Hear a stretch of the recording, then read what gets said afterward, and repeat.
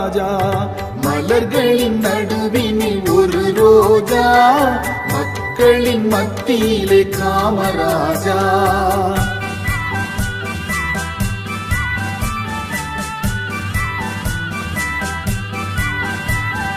India என்பதுதான் அவர் வீடு, இந்திய மக்கள் எல்லாம் அவர் பிள்ளை.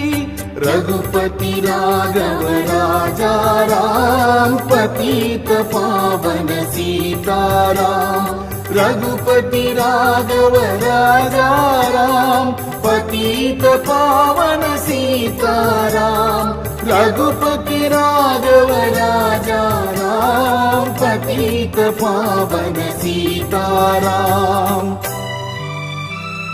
இந்தியா என்பதுதான் அவர் வீடு, இந்திய மக்கள் எல்லாம் அவர் பிள்ளை.